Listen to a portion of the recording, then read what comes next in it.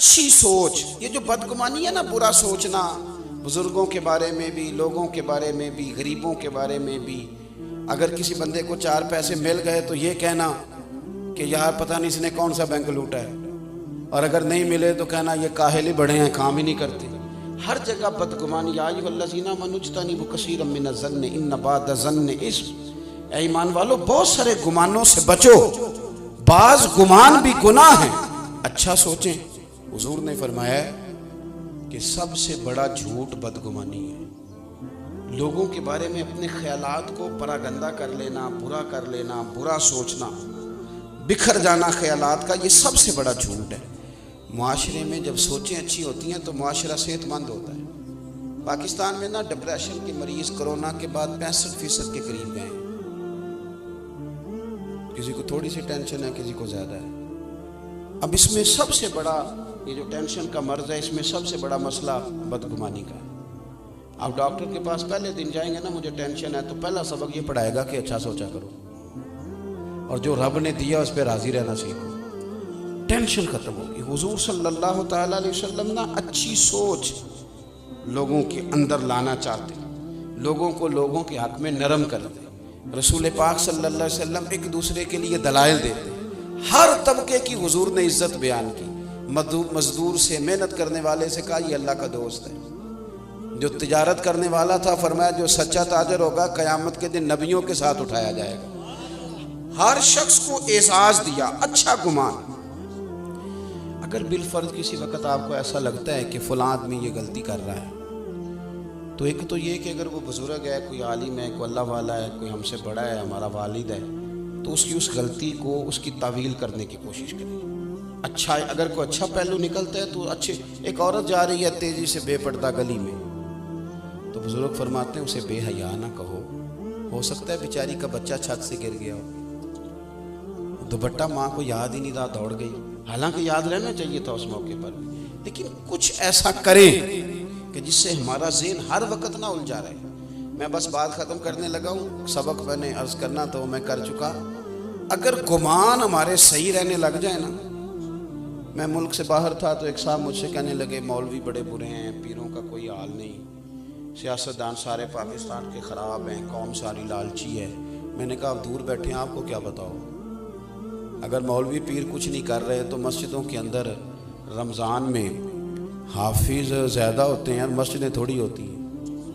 تو ان کو کوئی پڑھا رہا ہے تو اتنے بندے پڑھ رہے ہیں نا، کوئی عالم بنا رہا ہے تو بن رہے ہیں نا. کوئی آپ نے کبھی دیکھا ہے کہ آج ہڑتال ہے مولویوں کی، جمعہ نہیں ہوگا؟ کیا بات کرتے ہیں آپ. دور بیٹھ کے بدگمانی. اور جہاں تک قوم کا تعلق ہے، جس بیٹی بیچاری نے خود سلائی مشین پہ بیٹھ کے اپنا جہیز بنایا تھا نا، جب زلزلہ آیا کشمیر پہ تو اس نے بھی کہا تھا ابا میں 3 کپڑوں میں چلی جاؤں گی، یہ زلزلے والوں کو دے دے سامان. یہ جوان جن کو لوگ بڑا برا کہتے ہیں، ایک بابا جی کو خون کی 1 بوتل کی ضرورت پڑ جائے تو 14 بچے گلیوں میں کھڑے ہوتے ہیں. ان کو برا کہتے ہیں. ہم اپنی سوچ کو ٹھیک نہیں کرتے. وہ کیا کہتے ہیں، اینک کا شیشہ نہیں صاف کرنا، سامنے والے کا منہ ہی صاف کرتے رہنا ہے. آپ تھوڑی سی توجہ دیں. امام عبداللہ جعفری رحمۃ اللہ نے لکھا ہے کہ سارا بغداد جتنا بھی تھا سب عزت کرتا تھا حضرت بشر عافی رحمۃ اللہ علیہ کی. سارا بغداد عزت کرتا، پیار کرتا. ننگے پاؤں چلتے تھے تو جانور بھی گوبر نہیں کرتے تھے گلیوں. اتنا اللہ تعالیٰ نے انہیں اعزاز دیا تھا، نوازا ہوا تھا. لیکن بغداد کا ایک تاجر تھا، وہ کہتا تھا مجھے نہیں اچھے لگتے حضرت بشر عافی. بھئی تمہیں کیوں نہیں اچھے لگتے، ذرا وجہ سننا. کہتے اس لیے نہیں اچھے لگتے کہ وہ جمعے والے دن نہ فرض پڑھ کے چلے جاتے، باقی مسجد میں نماز نہیں ادا کرتے. مسجد میں کون سی نماز پڑھنا ضروری ہے؟ وہ پڑھ بھی لیے. ہمارے ہاں نا باقیوں پر تو نہیں، پر پابندی ہوتی ہے کہ عصر کی بھی پہلی 4 سنتے پڑھے، اس پر پابندی ہے. تو میں اکثر کمیٹی والوں سے پوچھتا ہوں کہ جو پابندی اللہ رسول نے نہیں لگائی وہ آپ کیوں لگاتے ہیں؟ مہربانی کریں، لوگوں کو گنجائش دیں. آپ وہ جبر کیوں کرتے ہیں جو آپ کو نہیں کرنا چاہیے؟ جی حضرت بشر عافی رحمۃ اللہ علیہ فرض جماعت کے ساتھ جمعے والے دن پڑھتے ہیں تو باقی نماز پڑھے بغیر چلے جاتے ہیں. لوگوں نے اسے سمجھایا تو وہ تاجر کہتا ہے مجھے بڑے عرصے کے بعد ایک دن خیال آیا ویسے پتہ کروں تو صحیح، کچھ تو مجبوریاں رہی ہوں گی، یوں ہی کوئی بے وفا نہیں ہوتا. پتہ تو کروں مسئلہ کیا ہے. मालूमात तो करूं। कहते हैं जुमा पढ़ा हजरत के साथ मैंने, तो सलाम फेर के वो निकले मस्जिद से, तो मैं भी उनके पीछे हो लिया। उन्होंने जल्दी से जाके ना तो एक नान भाई की दुकान से नान खरीदे, तो मैंने फिर बदगुमानी की। मैंने कहा ओहो, पीर साहब को भूख ने सताया था, इसलिए सुनन और नवाफिल छोड़ दिए। फिर वो थोड़ा आगे गए तो उन्होंने गोश्त वाली दुकान से कबाब खरीदे होटल से, तो मैंने कहा मौलाना की उम्र देखो और जायके देखो।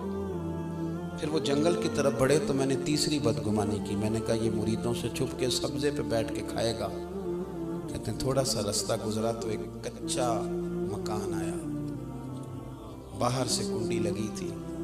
शेख ने अपने हाथों से वो मकान की दरवाज़ा खोला और मैं देख रहा था सामने एक फालज के मरीज़ बुजुर्ग लेटे। और जब वो आगे बढ़ के मैंने देखा तो उनके मुंह से रतूबतें निकल रही थी और वो तकलीफ़ में थे। हज़रत बिशर आफ़ी ने पहले सीधा करके लिटाया, फिर अपना इमामा खोल के पानी में डुबो के उनका मुंह धोया और पहला लुकमा तोड़ के उनके मुंह में डाला। तो फरमाने लगे बाबा नाराज़ ना होना, जुमा था, मुझे देर हो गई, अभी तो मैंने सुन्नतें और नफल भी पढ़ने हैं, अभी तो मेरी बकिया नमाज रहती है। वो शख्स कहता है मैं बाहर खड़ा था तो मेरा वजूद कांपने लगा। मैंने कहा मैं क्या कहता था, ये क्या बना, मैं कहाँ खड़ा था, ये क्या रंग निकल आया। हजरत शेख ने जब कहा ना माफ़ कर दो तो बाबा जी रो पड़े। कहने लगे मेरा आगे पीछे कोई नहीं और जो थे वो भी मुझे छोड़ गए। बिशर 14 साल हो गए तो रोज़ मेरी रोटी लेके आता, तो कब तक आएगा यार, मैं कब तक बड़ा रहूँगा, कब तक तू इतना तकल्लुफ़ करेगा। तो हज़रत बिशर आफ़ी ने उनको रोते देखा तो रोए, आंसू पूंछ के कहने लगे ये जो रब की इतनी रहमतें बरसती हैं ना और इंसानों से लेकर जानवर तक मेरी कदर करते हैं, तो इसके पीछे हिकमत ये है कि मैं आपकी खिदमत करता हूँ तो अल्लाह ने मखलूक के दिल में मेरी मोहब्बत पैदा फरमा दी। अपना गुमान ठीक करें, सोचें ठीक करें, हुजूर की ग़ुलामी में जो सोचें हुजूर ने हमें अता की उन पर तवज्जो करें। फिर देखें अल्लाह की मदद आएगी, महबूबियत नाज़िल होगी। जो हम करने के काबिल भी नहीं वो काम भी रब ले लेगा। जो बिल्कुल सोचा भी नहीं होगा कि मैं ये कर सकता हूँ वो भी अल्लाह की तौफीक से हो जाएगा। उलझना छोड़ दें, बहुत ज़्यादा बदगुमानियाँ छोड़ दें, बहुत ज़्यादा कहानियाँ छोड़ दें, नए नए उलझे सवालात और बिखरी सोचें। और हमारे बच्चों का ये कहना कि फ़लाना भी गलत फ़लाना भी गलत, तो भाई ये तो आपके ज़िम्मे ही नहीं, आपके तो ज़िम्मे अपना आप है। बुरे बंदे नूं लभन टुरिया सां जग ते मिलिया ना कोई, ते अपने अंदर झाती पाई ते मैथों बुरा ना कोई। तो इसलिए हुजूर सल्लल्लाहु अलैहि वसल्लम की जो इत्तिबा है उसमें हमें जो निखरी ज़िंदगी मिलती है वो हमें ताज़ा दम रखेगी, परेशान नहीं होने देगी, ख़्यालों को आवारा नहीं होने देगी। अल्लाह के हुजूर दुआ करता हूँ जो मैं कह सका हूँ अल्लाह कबूल फरमाए। गुफ्तगू में जहाँ भूल गए अल्लाह दर